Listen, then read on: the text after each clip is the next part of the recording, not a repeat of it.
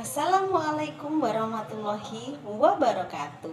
Bertemu dengan Ibu Dewi dalam pelajaran Bahasa Indonesia.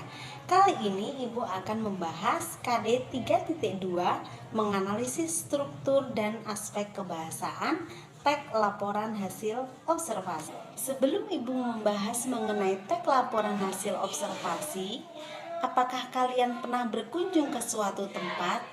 Misalnya perpustakaan, pasti pernah kan? Di dalam perpustakaan banyak hal yang bisa kita gunakan untuk menulis teks laporan hasil observasi. Atau di rumah kalian pasti punya hewan kesayangan, bukan?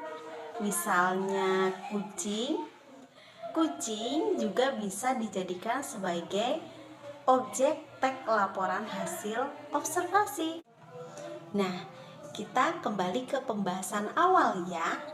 Teks laporan hasil observasi adalah teks yang menjelaskan secara umum mengenai objek atau kegiatan yang diperoleh dari hasil pengamatan. Sedangkan observasi yaitu suatu kegiatan mengamati.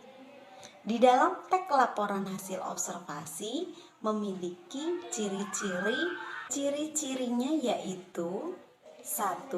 Bersifat objektif, ditulis secara lengkap, informasinya bersifat fakta dan tidak memihak.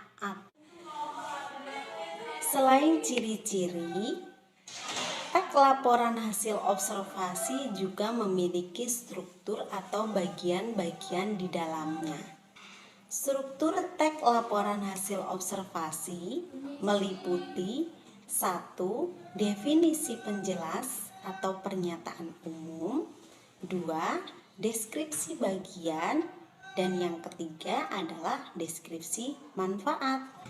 Definisi penjelas atau pernyataan umum berisi mengenai definisi atau pengertian secara umum mengenai objek yang dijelaskan. Deskripsi bagian menjelaskan mengenai detail atau bagian-bagian yang ada dalam objek yang diamati. Deskripsi manfaat menjelaskan mengenai fungsi atau manfaat dari objek yang diamati. Berikutnya, aspek kebahasaan dalam teks laporan hasil observasi meliputi nomina atau kata benda, verba atau kata kerja,